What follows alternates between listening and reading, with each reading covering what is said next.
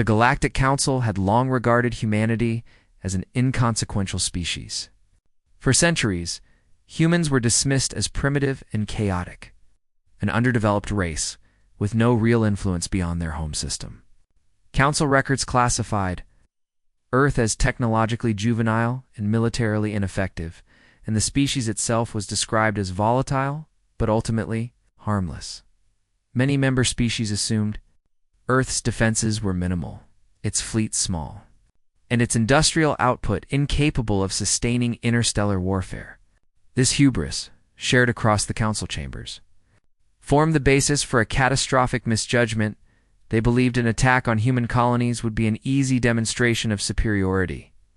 When the first fleets approached the solar system, the alien commanders expected to encounter resistance no greater than a local militia. Their strategy was simple: deploy overwhelming force from orbit, neutralize planetary defenses, and subjugate humanity before any meaningful counteraction could be organized. The Indari Armada, renowned across several systems for their disciplined precision and devastating energy weapons, took the lead. Commander Rithal, a veteran of dozens of campaigns, surveyed the incoming planetary coordinates with the confidence of someone who had never lost. He anticipated a straightforward operation. Humans would either surrender quickly or be obliterated. Just like countless other species before them, what the Council did not account for was human ingenuity and adaptability. As the alien armadas initiated orbital bombardments on key cities and installations, the expected destruction did not occur. Instead, human cities began to exhibit organized, deliberate resistance. Massive shields emerged around critical structures, reflecting energy weapons with precision. These shields were not merely defensive. They were the product of decades of human engineering, repurposing satellites, mining equipment, and even captured alien technology from previous skirmishes with neighboring species. Energy weapons designed to obliterate cities bounced harmlessly off these shields. While humans monitored every move of the invaders, at the same time, humans executed countermeasures that bewildered the Council. Alien drones and automated systems, designed to enhance fleet operations, were intercepted and reprogrammed to serve human objectives.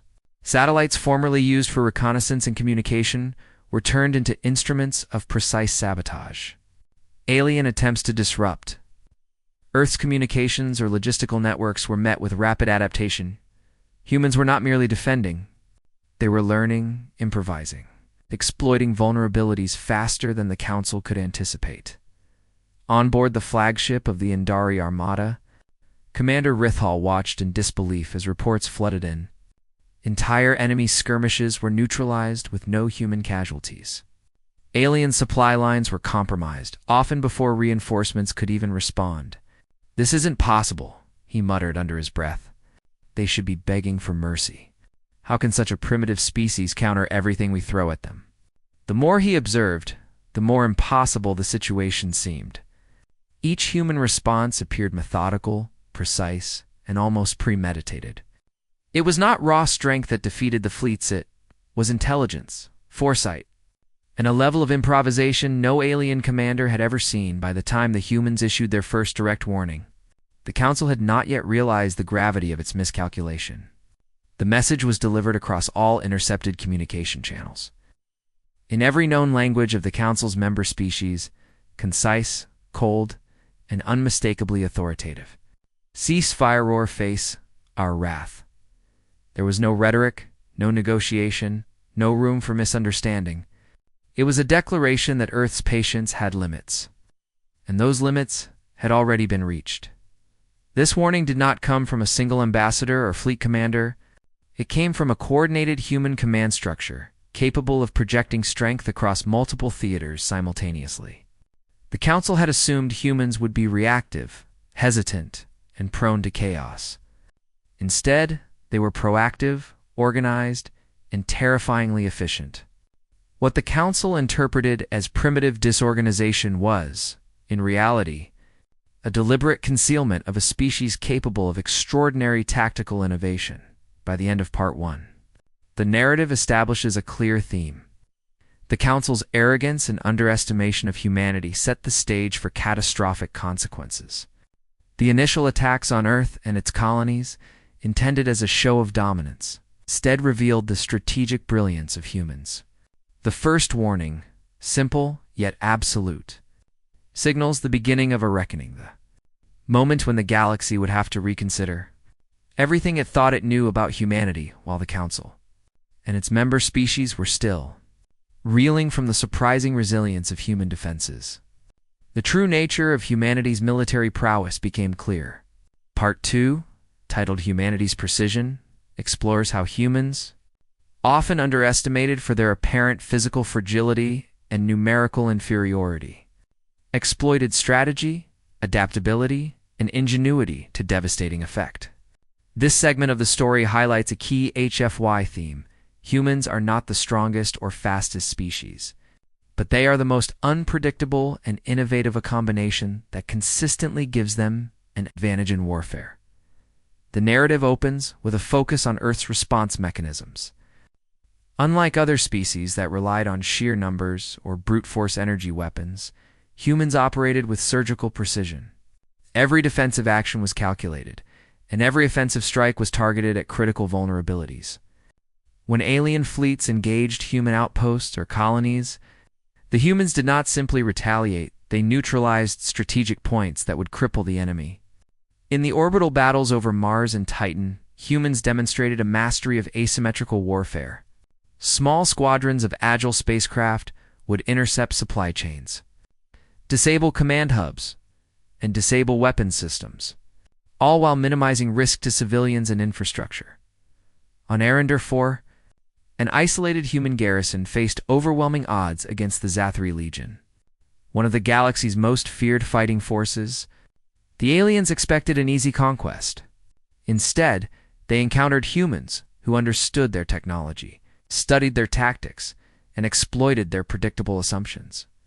Using a prototype quantum pulse weapon, the humans rendered the Legion's warships inert within minutes. Unlike other species that relied on aggression, humans leveraged innovation, targeting weak points in enemy systems that no other species would even consider. This highlighted a recurring HFY motif. Humans thrive by turning what others perceive as limitations into tactical advantages. The story emphasizes that while humans may lack natural advantages like size, speed, or raw power, they compensate with intellect, creativity, and relentless adaptability. Part 2 also underscores how humans coordinate their actions across vast distances. Unlike alien species, which often depend on hierarchical, rigid command structures, humans utilize flexible command networks that adapt in real time. Information flows freely between units, allowing isolated groups to act independently, yet cohesively. This was evident when fleets operating in different star systems would converge on an alien target simultaneously, appearing coordinated even when separated by light years. The psychological effect on the enemy was profound. Aliens became paralyzed with uncertainty. Unable to predict human maneuvers or counter human ingenuity effectively, the Council, meanwhile, began to realize the full scope of their misjudgment. Reports of human counterattacks reached the chambers with increasing frequency. Fleets disarmed before they could engage. Supply lines collapsed overnight, and entire planets defended themselves with minimal human casualties. Commanders like Rithel could no longer dismiss humanity as weak. Humans were precise, efficient, and methodical, with a terrifying capacity to anticipate enemy behavior. Even the most advanced warships were vulnerable to human strategies. As humans turned alien technologies against their creators, reprogramming drones and weapon systems to operate under human control. Through these sequences, Part 2 illustrates the theme that human warfare is not defined by rage or brute strength, but by patience, strategy, and precision. Their attacks were carefully measured. Humans destroyed what needed to be destroyed, disabled what needed to be disabled, and spared what did not require their attention. The aliens, accustomed to all-out assaults and indiscriminate destruction, were unprepared for such calculated efficiency.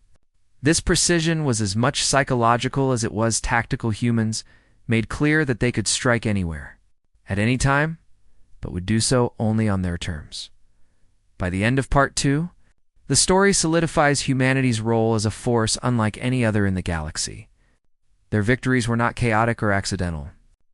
They were deliberate, meticulously planned, and executed with unmatched skill.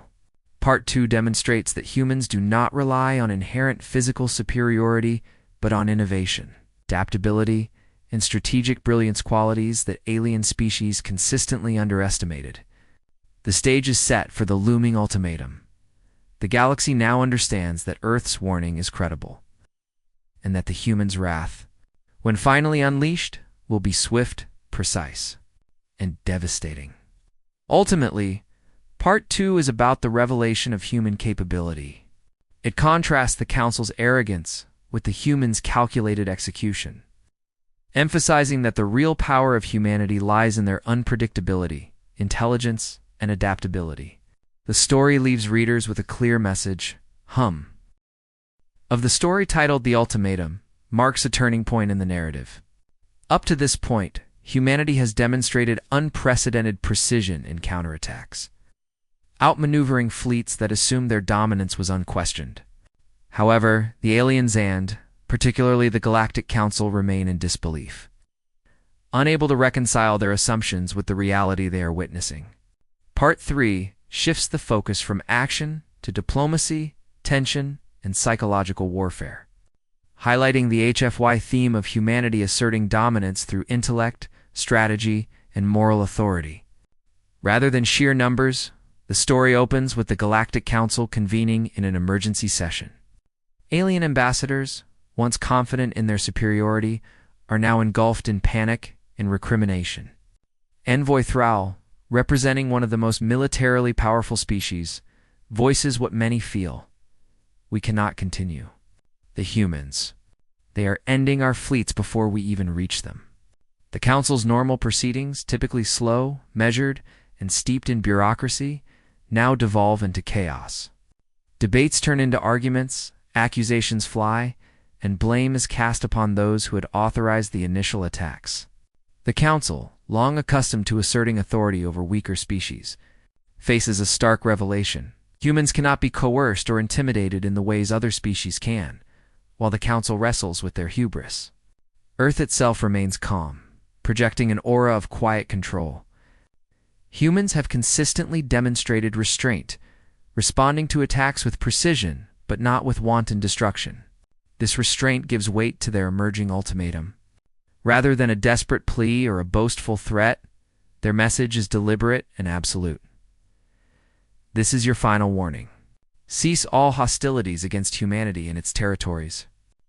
Any further aggression will be met with force beyond your imagination. The choice of words is critical. Humans do not beg, plead, or negotiate. They issue a statement of fact and capability. The wording communicates confidence, control, and certainty, leaving no room for ambiguity. The psychological impact on the Council is profound. Alien species are accustomed to hierarchical dominance and predictable patterns of behavior. For centuries, they have interpreted bold declarations from weaker species as either bluster or desperation. Humanity, however, breaks every expectation. The message is backed by observable results. Fleets have been neutralized, supply lines severed, and entire planets defended without significant human casualties. Humans have demonstrated their ability to project power across multiple systems simultaneously, and their precision ensures that any escalation will be devastating. Part 3 also highlights strategic brilliance of humans. Their ultimatum is not merely a warning. It is a demonstration of credibility. By first showcasing the effectiveness of their defenses and their ability to exploit enemy weaknesses, humans ensure that their words carry the weight of undeniable proof. Unlike other species, which might issue threats that require further action to be credible, humans combine demonstration with declaration. This dual approach reinforces the Council's growing realization that they are no longer in control. The humans' calm, almost clinical approach to warfare magnifies the intimidation factor. The Council sees that human wrath, when unleashed, is not chaotic, but calculated and unstoppable. Additionally, The story emphasizes that humans are redefining interstellar diplomacy. Other species might wield fleets or economic pressure as leverage, but humans rely on competence, strategic clarity, and ethical restraint. They project moral authority in combination with military efficiency, implying that any attack on humans is both strategically foolish and morally indefensible. This combination unsettles the Council further, as they cannot rely on conventional intimidation to compel compliance. By the end of Part 3, the narrative establishes a clear shift in power dynamics.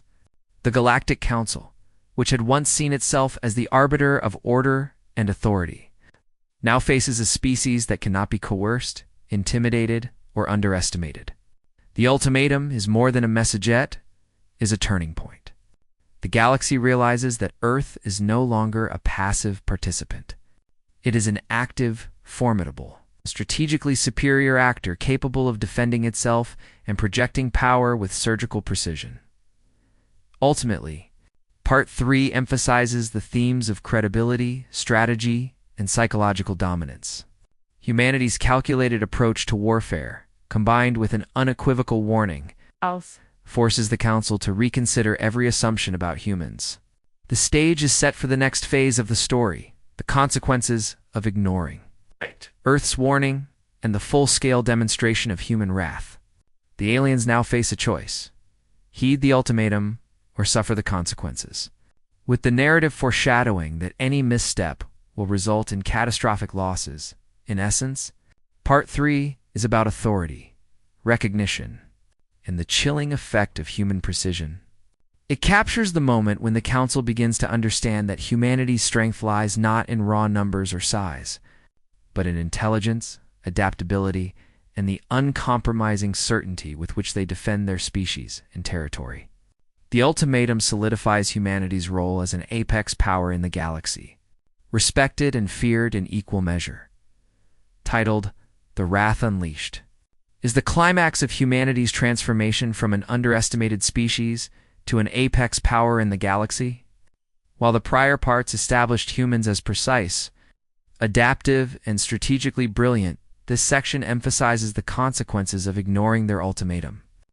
The narrative shifts from demonstration and warning to decisive action, showcasing humanity's ability to coordinate complex operations, exploit weaknesses, and strike with terrifying efficiency, all while maintaining moral restraint. The HFY theme is central. Human strength lies not in sheer numbers or overwhelming force, but in intellect, ingenuity, and measured ruthlessness. The story opens with the Council's critical failure. They ignored the human ultimatum. Some member species, confident in their perceived superiority, dismissed Earth's warning as bravado. They assumed that humans were bluffing, that no single planet could project power across multiple star systems simultaneously. This miscalculation proved catastrophic. Within hours, humans moved from defense to coordinated offensive strikes. The first wave of counterattacks was surgical. Human fleets, smaller in number than most alien armadas, struck only at critical infrastructure: command centers, supply depots, energy grids, and weapon systems. These attacks were designed to neutralize the enemy without unnecessary destruction. 1. The most significant demonstrations of this precision occurred in the Andari home systems. Previously considered untouchable, these heavily fortified worlds were systematically crippled. Humans anticipated every defensive measure, exploiting patterns of predictability in the Andari military hierarchy. When the Andari fleet attempted to retaliate, they found themselves caught in traps that turned their own ships against them. Alien fleets, which had previously relied on overwhelming firepower, were decimated not through brute force, but through strategy, innovation, and superior coordination simultaneously. Human operations across multiple systems showcased logistical genius. Supply lines were severed, communications disrupted, and alien technology turned against its creators. What sets humanity apart in Part 4 is their ability to act decisively while minimizing unnecessary casualties. Civilian populations on human-controlled worlds remained unharmed, even as alien military structures crumbled. This ethical precision reinforced the credibility of humanity's earlier warning. Their wrath is not chaotic destruction. It is calculated, precise, and effective. The narrative also emphasizes the psychological impact of human actions. Alien species, previously confident in their superiority, were forced to confront the reality that their assumptions about humans were catastrophically wrong. Entire fleets vanished almost overnight, leaving the Council scrambling for reinforcements and contingency plans. The story repeatedly highlights the alien perception of humans as impossible to predict and unrelentingly efficient, which amplifies the tension. In the eyes of the Council, humanity is no longer a minor species. It is a force capable of reshaping the balance of power in the galaxy. Part 4 also demonstrates humanity's adaptability in real time. Every alien attempt to counterattack is anticipated and neutralized. Humans exploit weaknesses in alien strategies, turning prior knowledge of enemy behavior into decisive tactical advantage. The narrative describes battles where human fleets strike simultaneously across multiple star systems, coordinating attacks with perfect timing despite vast distances. This demonstrates a level of command and control, unparalleled in the galaxy, and cements the theme that humans thrive on: adaptability and innovation rather than raw strength. Another crucial aspect of this part is the escalation of stakes. Where earlier conflicts served as warnings or demonstrations of precision, this phase of action is irreversible. Entire alien command structures are dismantled, and species that once dominated the Council are brought to their knees. The human's wrath is both methodical and absolute. The message is no longer just a warning. It is a lived reality that the galaxy cannot ignore. The Council is faced with the undeniable proof that Earth's capabilities are unmatched, and that further aggression will result in complete annihilation. By the end of Part 4, the story establishes that humanity's strength lies in the combination of intelligence, ethical PR. Part 5, titled Silence of the Council, serves as the story's resolution, cementing humanity's transformation from a dismissed, underestimated species into the apex power of the galaxy. This final chapter highlights the consequences of the Council's arrogance, completeness of human strategic dominance, and the psychological and political ramifications of their wrath. Throughout the section, the HFY themes human ingenuity, adaptability, moral restraint, and strategic brilliance, showing that humanity's strength is not merely physical or technological, but intellectual and operational in scope.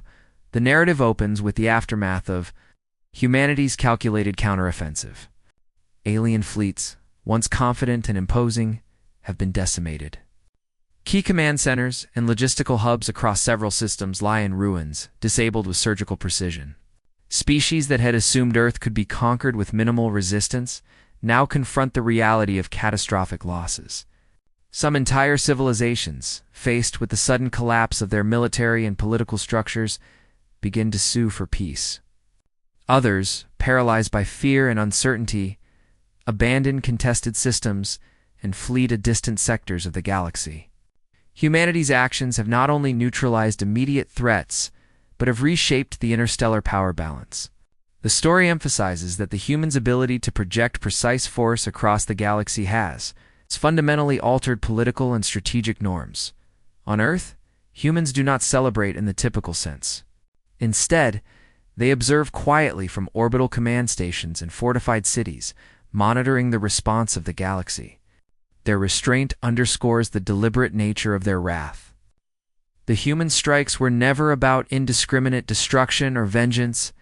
They were measured demonstrations, designed to ensure compliance, preserve life where possible, and communicate a singular, unwavering principle: do not attack Earth again. This calculated moral and strategic approach reinforces the HFY theme of humans as ethical yet unyielding forces. Their power lies not in brutality, but in precision, combined with the capacity to act decisively when provoked. The story shifts to the perspective of the Galactic Council, whose members are now confronting their failure in unprecedented terms. The Council, once accustomed to absolute authority and the ability to command lesser species, is forced into silence. Debates, accusations, and bureaucratic maneuvering give way to stunned recognition. Earth is not just defended. It is untouchable in practical terms. The humans' combination of foresight, adaptability, and operational excellence has rendered the Council incapable of dictating terms. Their historical assumptions about dominance, hierarchy, and coercion are shattered. Part 5 also explores the psychological impact on alien species beyond the Council. News of human precision and strategic effectiveness spreads across the galaxy like wildfire. Species that once saw themselves as dominant reevaluate their positions, recognizing that human intelligence and coordination allow them to neutralize threats far larger and stronger than themselves. This recalibration of perception is critical. Humanity's reputation now extends beyond direct conflict, becoming a deterrent in its own right. The story emphasizes that fear of humans is rooted not in myth or exaggeration, but in demonstrated capability and consistent execution. A key narrative point in Part 5 is the subtle but undeniable shift in the balance of power. Humans are no longer merely defending their homeworld. They are establishing themselves as an apex species with authority that is recognized and respected across multiple star systems. The Council and other species understand that Earth's warning is not a bluff. Courtesy and patience have been extended, measured, and exceeded. Humanity's wrath has been demonstrated, and the galaxy has learned the ultimate lesson. Attacks on humans have consequences that are both unavoidable and overwhelming. The conclusion underscores the elegance and finality of humanity's approach. The galaxy may have been able to underestimate humans once, but it can no longer do so. Human strategy is deliberate, their moral restraint calculated, and their technological and operational sophistication unrivaled. The Council's silence becomes symbolic of the new order. No amount of diplomacy, intimidation, or political maneuvering can negate the lessons learned from humanity's wrath.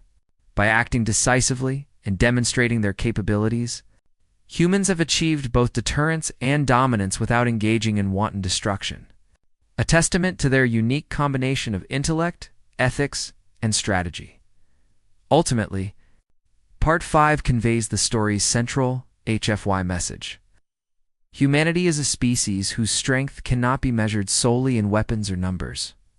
Their true power lies in adaptability, intelligence, ethical precision, and the ability to act decisively when challenged. Silence of the Council serves as both the resolution and the moral. The galaxy has witnessed the consequences of underestimating humanity. The final scene portrays a universe changed forever, humans firmly established as the apex species, and the Council forced into recognition, respect, and cautious deference. Humanity's last warning has been delivered, its wrath meticulously demonstrated, and the galaxy has no choice but to listen.